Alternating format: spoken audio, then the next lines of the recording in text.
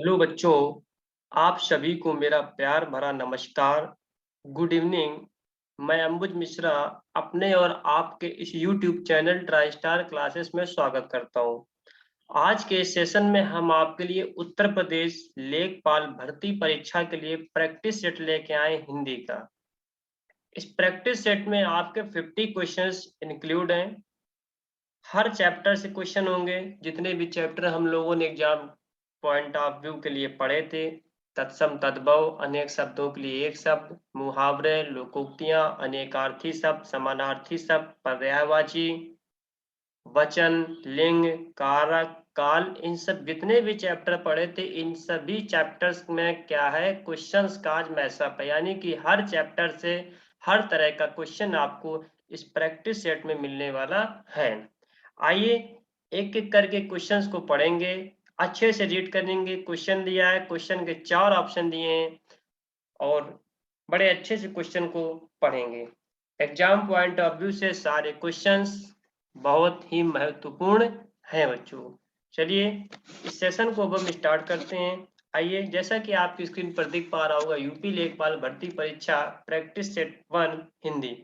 बच्चों एक बात और बता दें आपको कि हमारे हिंदी में 2 चैप्टर रह गए थे कंप्लीट होने में। एक चैप्टर रह गया था वाक्य संशोधन, दूसरा चैप्टर रह गया था अपठित गद्यांश पर आधारित प्रश्न। तो बच्चों वाक्य संशोधन और अपठित गद्यांश पर आधारित प्रश्नों को अब क्या करेंगे, अब हम प्रैक्टिस सेट में ही सॉल्व करेंगे। वाक्य सेंटेंस दिया होता है, सेंटेंस को इम्प्रूव करना होता है, आप कर लेंगे। हमारे हिसाब से कोई ज्यादा खास दिक्कत नहीं, ना इतना ज्यादा कोई खास टॉपिक है। ऑप्शन से देख के आप समझ जाएंगे कि इसके लिए कौन सा ऑप्शन सुटेबल है या कौन सा नहीं है बच्चों। आइए अब हम स्टार्ट करते हैं। आपकी स्क्रीन पर फर्स्ट क्वेश्चन आपको दिखाते हैं।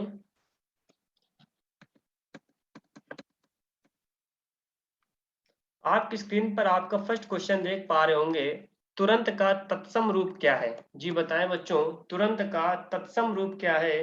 तुरंत के तत्सम रूप के यदि के बारे में बात कर लें तो तुरंत का तत्सम रूप होता है, क्या होता है? पहला ऑप्शन त्वरित, नंबर सेकंड त्वरंत, तुरंत, तवरान।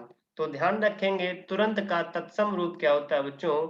त्वरित होता है। ओके, तो इस वाले क्वेश्चन, इस वाले आंसर को हम क्या करेंगे, हाईलाइट करेंगे। हमारा इस क्वेश्चन का जो भी आंसर होगा उस क्वेश्चन के आंसर को हम क्या करेंगे, हाईलाइट करेंगे। तुरंत का तत्सम रूप के बारे में बात कर लें, तुरंत का तत्सम रूप क्या होता है बच्चों? त्वरित होता है। आगे बढ़ते हैं क्वेश्चन नंबर सेकेंड की ओर। क्वेश्चन नंबर सेकेंड, साखी का तत्सम रूप क्या है? साखी का तत्सम रूप क्या है?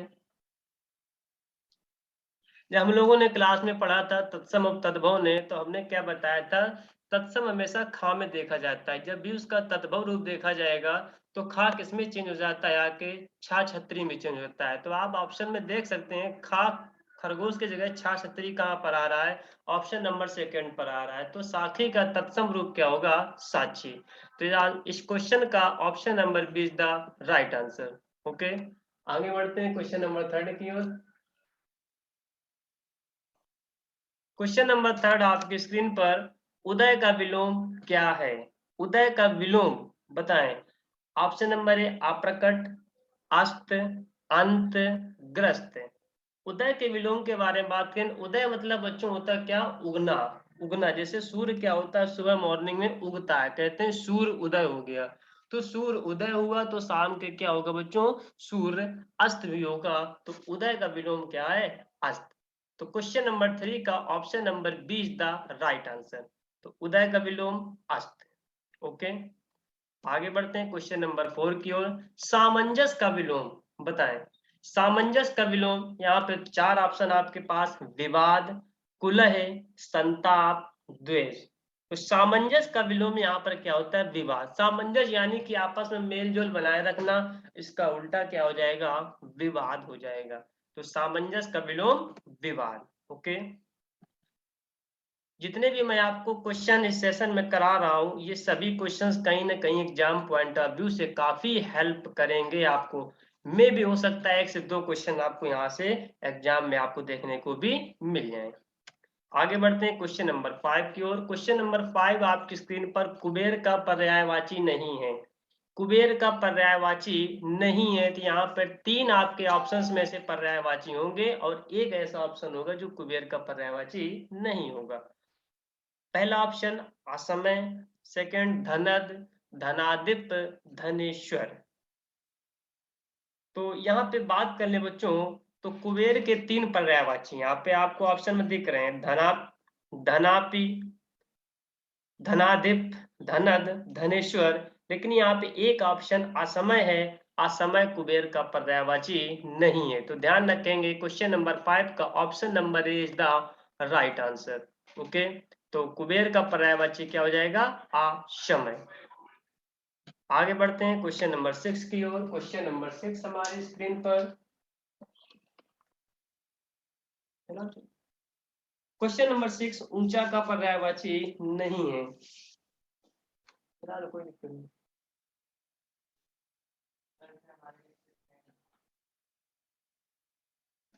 रीड करें क्वेश्चन नंबर 6, एक मिनट।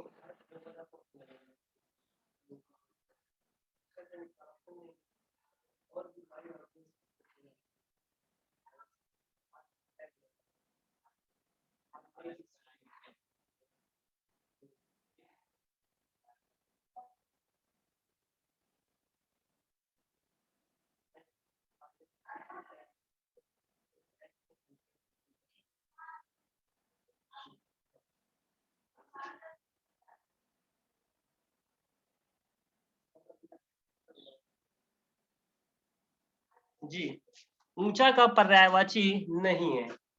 4 ऑप्शन उत्तुंग, उच्च, शीर्षस्थ, विशाल।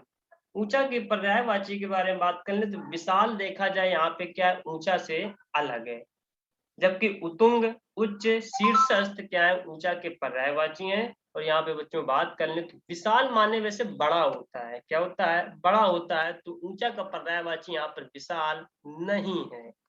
आगे बढ़ते हैं क्वेश्चन नंबर 7 की ओर। माता पिता में कौन सा समास है? माता पिता में कौन सा समास है? द्वंद्व समास, तत्पुरुष समास, द्विग समास, अव्ययी भाव समास।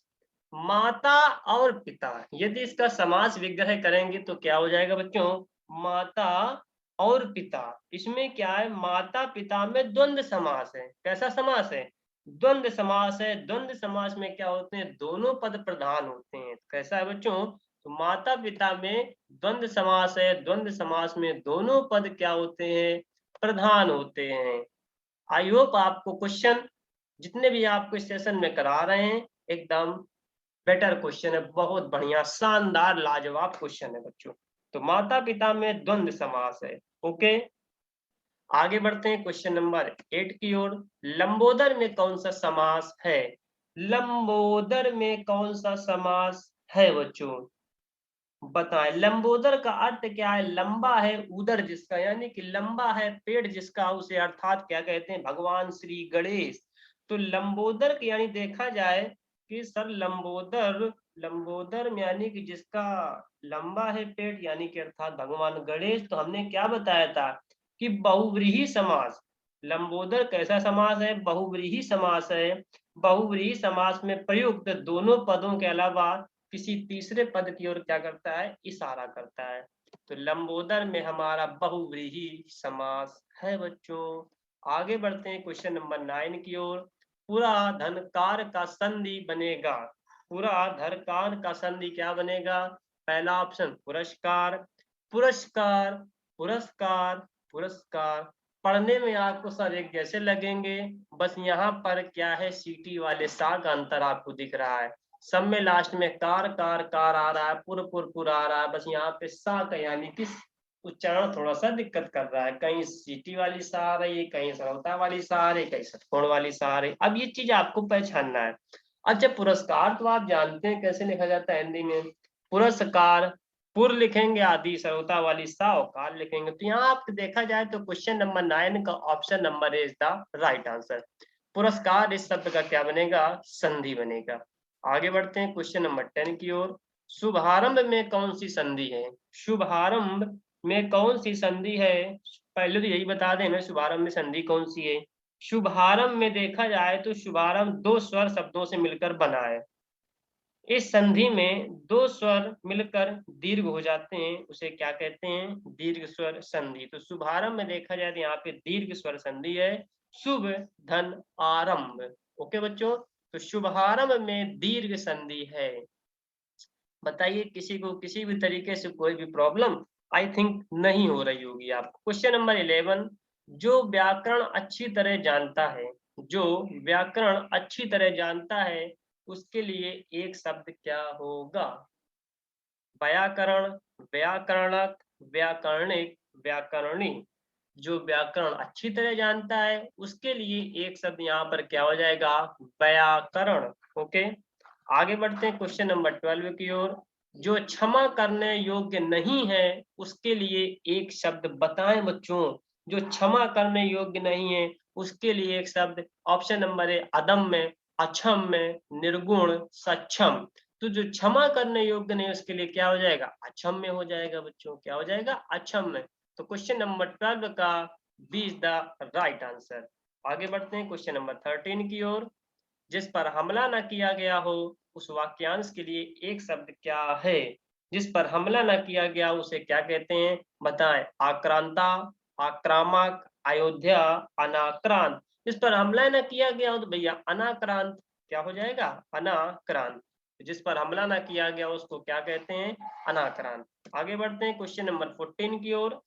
पांचों उंगलियां घी में होना, पांचों उंगलियां घी में होना का मुहावरे का अर्थ क्या है। ऑप्शन नंबर ए है आपके पास लाभ ही लाभ, ऑप्शन नंबर बी सब इच्छाएं पूरी होना, ऑप्शन नंबर सी तरमाला रखाना, ऑप्शन नंबर 4 तलमाल रखना। रखना हो गया, यहाँ पे रखना होना चाहिए, थोड़ा टाइपिंग मिस्टेक है। इस चीज को बिल्कुल आप नोटिस ना किया करें बच्चों, थोड़ी सी टाइपिंग मिस्टेक को आप खुद इतने कॉन्फिडेंस से समझ जाया करें ना। तो पांचों उंगलियां घी में होना भैया कहते हैं अब तो लाभ ही लाभ है, आपको क्या है, लाभ ही लाभ है। तो पांचों उंगलियां घी में होना का मुहावरे का अर्थ है लाभ ही लाभ। आगे बढ़ते हैं क्वेश्चन नंबर 15 की ओर। अंग अंग फूले समाना, अंग अंग फूले समाना का मुहावरे का अर्थ क्या है। पहला ऑप्शन आप देख सकते हैं सारा शरीर फूल जाना, अंगों में प्रफुल्लित होना, आनंद विभोर होना, मौज मानना। अंग अंग फूले समाना का मतलब है आनंद विभोर होना, यानी कि अब खुशी से अब समाये नहीं जा रहे, इतनी खुशी इनके अंदर भरी हुई है। तो अंग अंग फूले समाना का यहाँ पे मुहावरे का अर्थ है आनंद विभोर होना। आगे बढ़ते हैं क्वेश्चन नंबर 16 की ओर। सही वाक्य छांटिए। सूर्य पश्चिम की ओर अस्त होता है, ऑप्शन नंबर बी मुझे विद्यालय जाना है, ऑप्शन नंबर सी मैं तो आपके ऊपर निर्भर हूँ, ऑप्शन नंबर डी लड़ाई में लोगों ने खूब कमाया। बताएं बच्चों।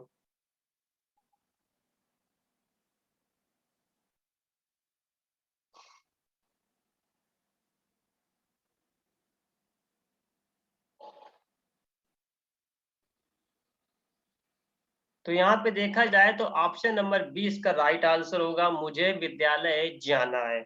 बाकी ऑप्शन सर क्यों नहीं सही है, ऑप्शन बी को यदि छोड़ दें और ऑप्शन में देखें तो यहाँ पे कारक यानी कि केस का सही से प्रयोग नहीं हुआ है। ओके, तो ध्यान रखेंगे। तो सही वाक्य यदि छांटा गया यहाँ पे तो मुझे विद्यालय जाना है। बाकी और ऑप्शन पढ़ने में तो सही लग रहे हैं लेकिन यहाँ पर क्या किया गया है, कारक का सही से प्रयोग नहीं किया गया है। ओके, आइए क्वेश्चन नंबर 17 की ओर। निम्नलिखित वाक्यों में शुद्ध विषय चुनिए, शुद्ध विषय चुनिए। पहला ऑप्शन श्री कृष्ण के अनेकों नाम हैं, option number B Shri Krishna के अनेक नाम हैं, option number C Shri Krishna का अनेक नाम है, option number D Shri Krishna को अनेक नाम है। पहली बात तो देखें option number D Shri Krishna को अनेक नाम है, पढ़ने से एक भी अच्छा नहीं लग रहा है, सेंटेंस मजा नहीं आ रहा है। Option number C Shri Krishna का अनेक नाम है, ये भी बच्चों को जच नहीं रहा है। और यहीं पे यदि आप पढ़ते हैं option number B Shri Krishna के अनेक नाम है और ऑप्शन नंबर श्री कृष्ण के अनेकों नाम है, तो ये हमें ना ऑप्शन नंबर ए न सी न डी नहीं जच रहा है। यदि पढ़ने में हमको सही वाक्य आ रहा है तो श्री कृष्ण के अनेक नाम है, तो क्वेश्चन नंबर 17 का option number B is the right answer. Okay जी, बिल्कुल आगे बढ़ते हैं सर क्वेश्चन नंबर 18 की ओर। शुद्ध वर्तनीज को चुनिए, शुद्ध वाक्य को चुनिए। स्वास्थ्य कैसे लिखा जाता है? सुआस्थ, स्वास्थ्य, सुआस्थ्य, स्वास्थ्य।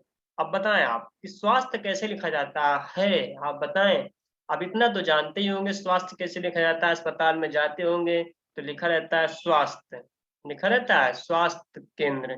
तो यहाँ पे देखा जाए तो स्वास्थ्य इस तरह लिखा जाता है। ऑप्शन नंबर 18 का option number D is the right answer.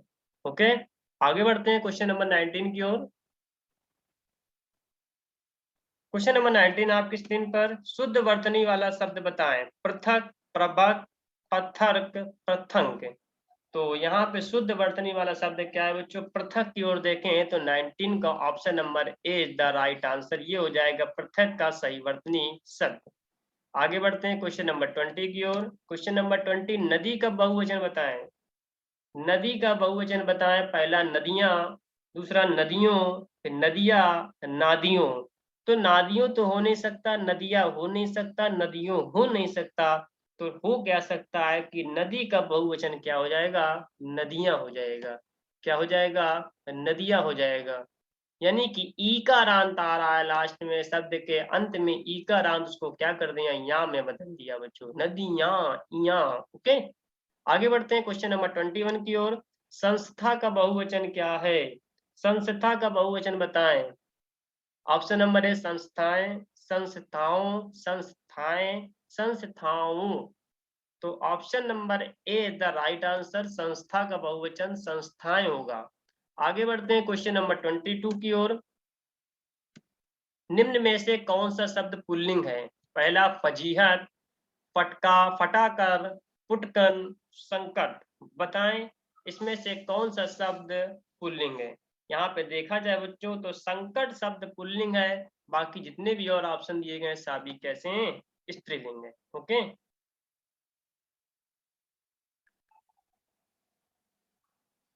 आगे बढ़ते हैं क्वेश्चन नंबर 23 की ओर।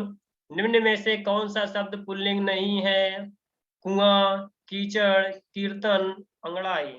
बताएं कौन सा शब्द पुल्लिंग नहीं है? कुआं, कीचड़, कीर्तन, अंगड़ाई। अंगड़ाई यहाँ पे बच्चों क्या है? स्त्रीलिंग शब्द है। अंगड़ाई यहाँ पे कैसा है? स्त्रीलिंग शब्द है। तो ध्यान रखेंगे, तो यही ऐसा शब्द है जो पुल्लिंग नहीं है, बाकी सब कैसे हैं? पुल्लिंग है। अंगड़ाई शब्द यहाँ पे कैसा है बच्चों? पुल्लिंग नहीं है। आगे बढ़ते हैं क्वेश्चन नंबर 24 की ओर।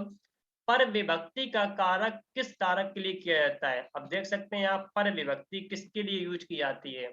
पर विभक्ति का कारक यूज किया जाता है बच्चों अधिकरण के लिए। किसके लिए? अधिकरण में क्या आता है? में पर आता है। तो ध्यान रखेंगे, तो पर विभक्ति का कारक अधिकरण कारक के लिए यूज किया जाता है। आगे बढ़ते हैं क्वेश्चन नंबर 25 की ओर। गुरु ने ज्ञान दिया, इस वाक्य में ने किस कारक के लिए प्रयुक्त हुआ है? बताएं। कर्ता ने कर्म को, तो कर्ता ने आ रहा है बच्चों, क्या आ रहा है? ने आ रहा है। और ने कारक पूछ रहा है किसके लिए प्रयुक्त हुआ है? तो कर्ता ने, तो यहाँ पे कैसा कारक हो जाएगा? कर्ता कारक। आगे बढ़ते हैं क्वेश्चन नंबर 26 की ओर। क्वेश्चन नंबर 26 आपकी स्क्रीन पर। देव्यार्पित शब्द का संधि विच्छेद क्या होगा? अब बताएं देव्यार्पित शब्द का संधि विच्छेद क्या होगा? पहला ऑप्शन आपके पास देव प्लस अर्पित, ऑप्शन नंबर बी देवी प्लस अर्पित, ऑप्शन नंबर सी देव प्लस अर्पित, ऑप्शन नंबर डी देव प्लस यर्पित। बताएं।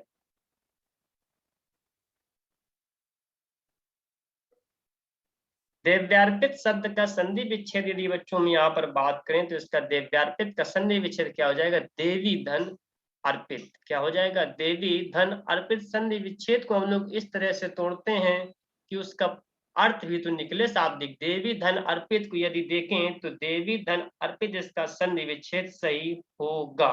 बड़ी ई प्लस आ में टूट रहा है तो यह एक यण संधि का उदाहरण है। कैसा संधि का उदाहरण है? यण संधि का उदाहरण है। ये आपकी क्लास रोहित सर ने ली थी हिंदी की संधि विच्छेद चैप्टर में। रोहित सर कह रहे थे कि हिंदी का संधि विच्छेद चैप्टर हम पढ़ाएंगे। मैंने कहा बिल्कुल सर, वेलकम है आपका, आप पढ़ाएं।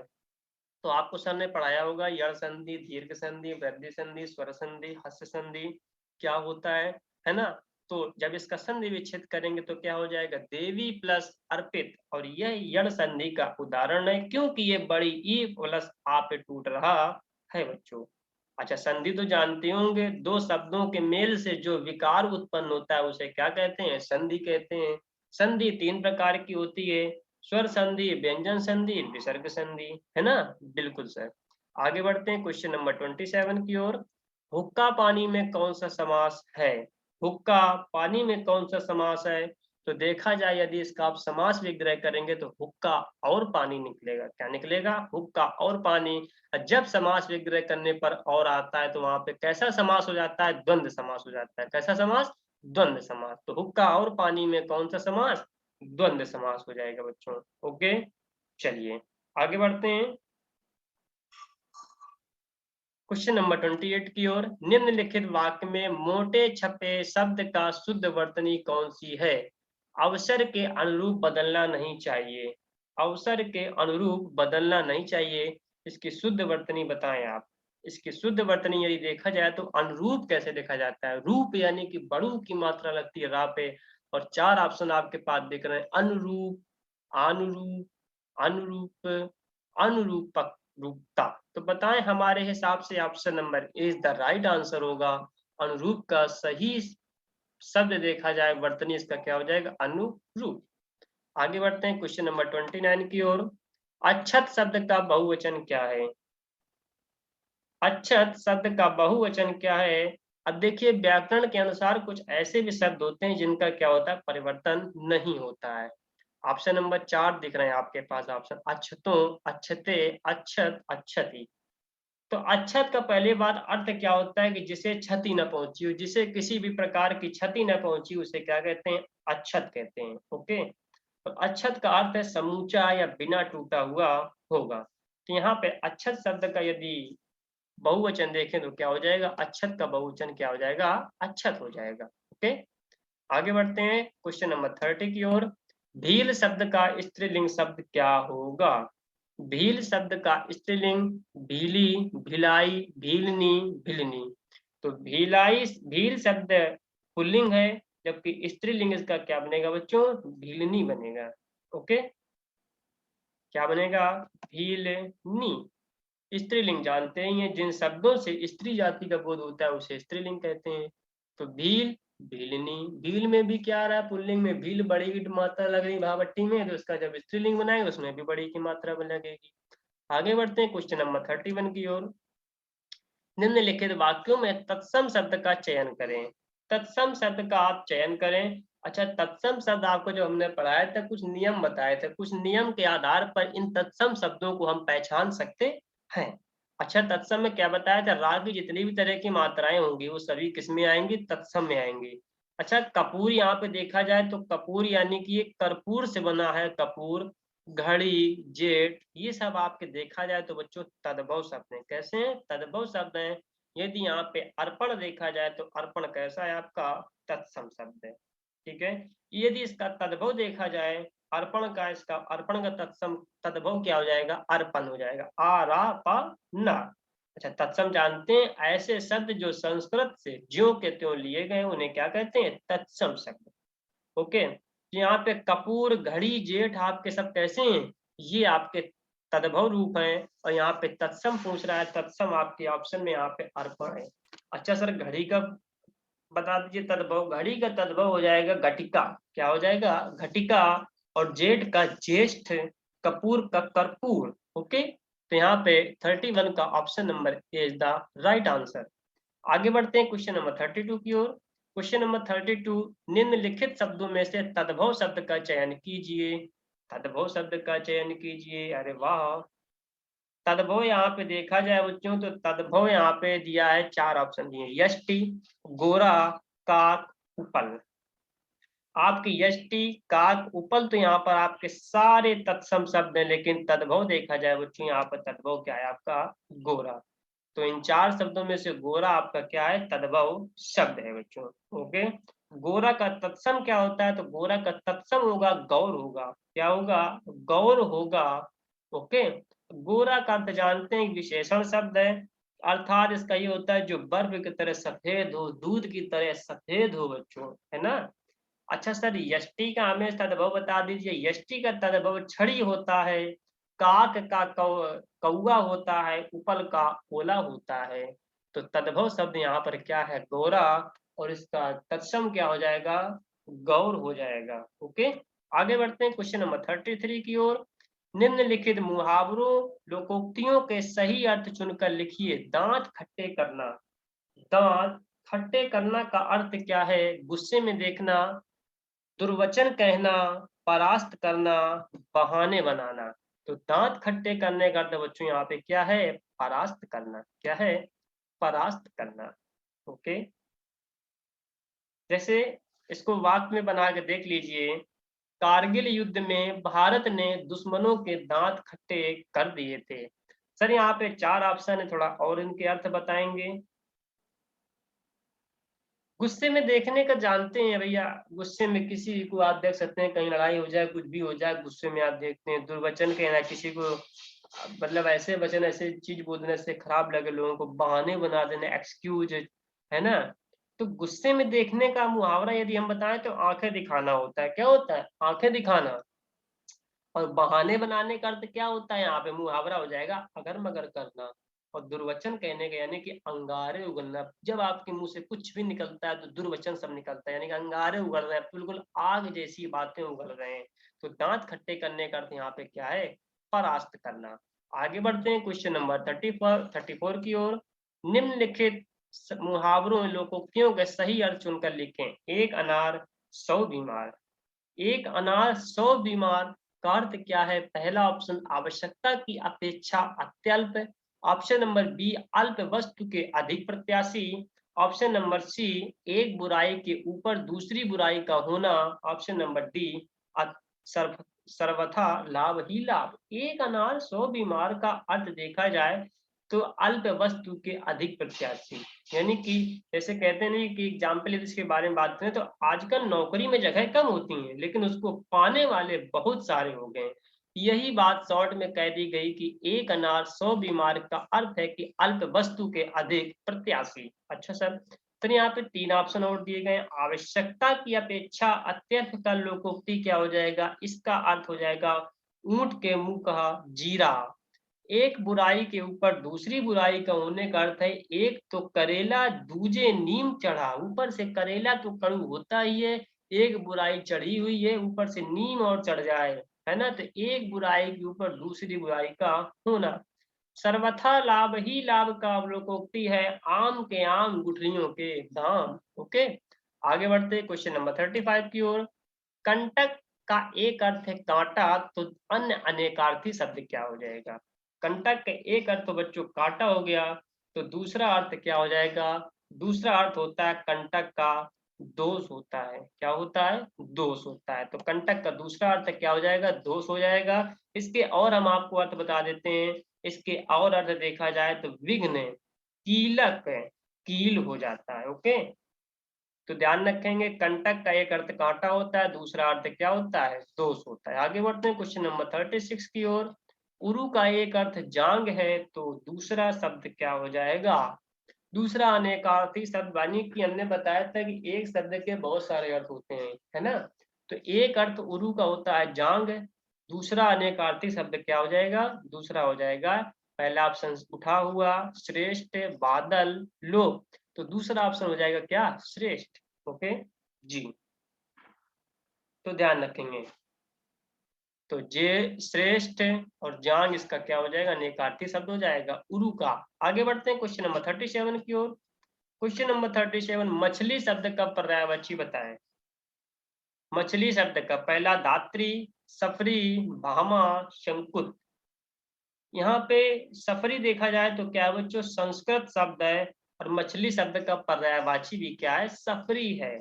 ओके, और सब भाई मछली के अन्य पर्यायवाची क्या हो जाएंगे, मकर भी होता है मछली का पर्यायवाची, मत्स्य भी होता है, मीन भी होता है, जल जीवन भी होता है। जल ही है जिसका जीवन, उसे क्या कहते हैं, मछली। तो मछली का पर्यायवाची क्या हो जाएगा, सफरी। और सफरी यहाँ पे कैसा अर्थ है, संस्कृत का अर्थ है। ओके, धात्री, धात्री का यदि बात करें तो धात्री का पर्यायवाची क्या होगा, माता, जननी, माँ, मैया, माई, महतारी, है ना।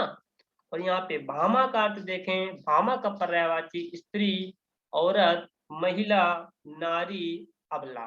ओके, संकुत का क्या हो जाएगा, खग, चिड़िया, परेवा, पंखी, विहग।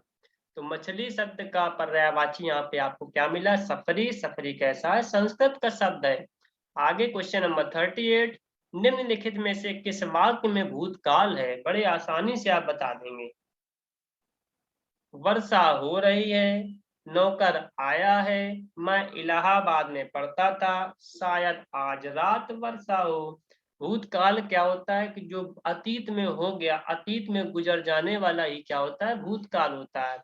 वर्षा हो रही यानी कि प्रेजेंट में काम चल रहा है। नौकर आया है, बिल्कुल अभी भी आया है। लेकिन ये ऑप्शन नंबर सी देखिए, मैं इलाहाबाद में पढ़ता था, अब नहीं पढ़ रहा हूँ, लेकिन अब भूतकाल की अपनी बात बता रहा है कि मैं इलाहाबाद में पढ़ता था। तो क्वेश्चन नंबर 38 का option number C is the right answer. आगे बढ़ते हैं क्वेश्चन नंबर 39 की ओर। वैभव शब्द का विलोम शब्द हटिए। वैभव का विलोम क्या हो जाएगा, वैभव का विलोम पहला गरीबी, दुख, दारिद्र, विचलित। तो वैभव का विलोम यहाँ पर हो जाएगा क्या, दारिद्र हो जाएगा बच्चों, क्या हो जाएगा, दारिद्र हो जाएगा। ओके, दारिद्र का अर्थ क्या होता है, गरीब या निर्धन होने की अवस्था। ऐसी अवस्था इसमें क्या होता है, आदमी गरीब होता है या क्या होता है, निर्धन होता है ना। गरीबी का विलोम क्या हो जाएगा बताएं, अच्छा, अमीरी, दुख का सुख, विचलित का अविचलित। तो वैभव शब्द का क्या हो जाएगा, दारिद्र। 49, जिसको त्याग दिया गया हो उसे क्या कहेंगे। पहला ऑप्शन त्याज्य, त्यक्त, तटस्थ, तत्पर। तो जिसको त्याग दिया हो उसके लिए एक शब्द बनेगा क्या, त्यक्त बनेगा। क्या बनेगा, त्यक्त बनेगा। ओके, त्याज्य किसे कहते हैं, जिसे त्याग देना उचित हो उसे त्याज्य। तटस्थ, विवाद से अलग रहने वाला, लड़ाई झगड़े से अलग रहने वाला की तटस्थ। तत्पर, जो किसी कार्य के लिए सर्वदा उद्यत रहता हो। ओके, तो ध्यान रखेंगे, जिसको त्याग दिया उसे क्या कहेंगे, त्यक्त। आगे बढ़ते हैं क्वेश्चन नंबर 41 की ओर। जो व्यक्ति सांसारिक विषय भोग से रहित हो, जो व्यक्ति सांसारिक विषय भोग से रहित हो उसे क्या कहते हैं। चार ऑप्शन है, निरीह, निशीथ, निर्बल और निडर। तो उसके लिए एक शब्द ये होगा, जो व्यक्ति सांसारिक विषय भोग से रहित हो उसके लिए क्या हो जाएगा, निरीह हो जाएगा। जबकि निरीह का अर्थ क्या होता है, विशेषण शब्द है, इसका अर्थ होता है इच्छा एवं तृष्णा से रहित, उदासीन, विरक्त। ओके बच्चों, जी सर। निशीथ का क्या अर्थ क्या वाक्यांश होता है, रात्रि के मध्य भाग का समय। रात का जो मध्य भाग होता है 12 बजे का समय लगभग, उसे क्या कहते हैं, निशीथ। निर्बल, जिसके पास शक्ति का अभाव हो उसे क्या कहते हैं, निर्बल। और जो किसी से न डरे उसे क्या कहते हैं, निडर। तो जो व्यक्ति सांसारिक विषय भोग से रहित उसे क्या कहते हैं, निरीह। ओके, आगे बढ़ते हैं क्वेश्चन नंबर 41 42 की ओर। शुद्ध वाक्य का चयन कीजिए। मकड़ी जाला बुनते हुए बना रही है, मकड़ी जाला बुना रही है, मकड़ी जाला बन रही है, मकड़ी ने जाला बन रही है। तो यहाँ पे थोड़ा सा ऑप्शन नंबर सी गलत हो गया है, यहाँ पे बुन होना चाहिए, बन लिख गया है। तो 42 का option number see the right answer, मकड़ी जाला बुन रही है बच्चों। ओके, ये ऑप्शन नंबर डी थोड़ा ज्यादा हाईलाइट हो गया, ध्यान न दीजिएगा, यहाँ पे option number C is the right answer. Okay, आगे बढ़ते हैं क्वेश्चन नंबर 43 की ओर। क्वेश्चन नंबर 43, निम्नलिखित गद्यांश को ध्यान पूर्वक पढ़िए और प्रश्नों के उत्तर दीजिए। अच्छा जी, पढ़ते हैं, ध्यान से आप लोग भी पढ़ें। भारतीय संस्कृति में प्रणाम का अत्यधिक महत्व है। भारतीय संस्कृति में प्रणाम का अत्यधिक महत्व है। यह अपने बड़े श्रद्धेय तथा आदरणीय जनों के प्रति आत्मीयता का प्रतीक है। प्रणाम में केवल दोनों हाथों को जोड़कर झुकना ही नहीं होता, अपितु शुद्ध अंतर मन से प्रणाम के जो स्वर निकलते हैं वे शब्द की महत्ता को चरितार्थ भी करते हैं। प्रणाम में जब जब हाथों को जोड़ा जाता है तो यह सदास्यता का प्रतीक है। निष्ठुर व्यक्ति कभी हाथ नहीं जोड़ता है क्योंकि दूसरों के प्रति सम्मान या भाव उसमें नहीं होता है। माता पिता के अतिरिक्त समाज के सभी वृद्धजनों, अतिथियों, साधु संतों को अपनी परंपरा के अनुसार प्रणाम करना मानव धर्म है। प्रणाम के संबंध में मनु की मान्यता है कि वृद्धजनों व माता पिता को जो नित्य सेवा प्रणाम से प्रसन्न रखता है उसकी आयु, विद्या, यश और बल चारों में क्या होती है? वृद्धि होती है। जाने अनजाने कई बार बड़ों की अपेक्षा हो जाती है। यदि बड़ों का सम्मान मिलता रहे तो घर में सुख, समृद्धि, प्रेम और समता का भाव विकसित होता है। प्रणाम भारतीय संस्कृति का ऐसा उपहार है जो क्रोध मिटाता है, आदर सिखाता है, लोगों के आंसू धो देता है। अब गद्यांश आप लोगों ने पढ़ा, इस गद्यांश पर आधारित आपके पास क्या है? क्वेश्चन दिए गए हैं, प्रश्न पूछे गए हैं। अच्छा, गद्यांश को एक बार और आप लोग रीड कर लीजिए, हम आपके लिए 2 मिनट का समय देते हैं, अच्छे से रीड करें।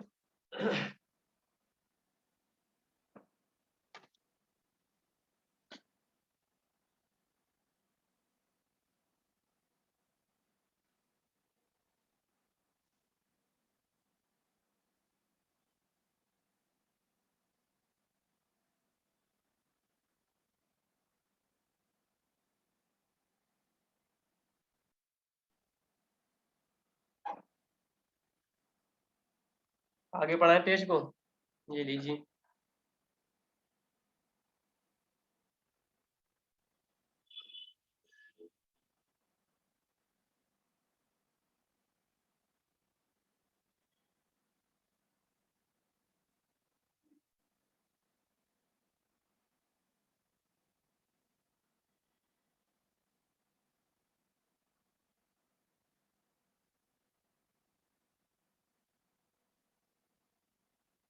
जी, आइए क्वेश्चन की ओर बढ़ते हैं।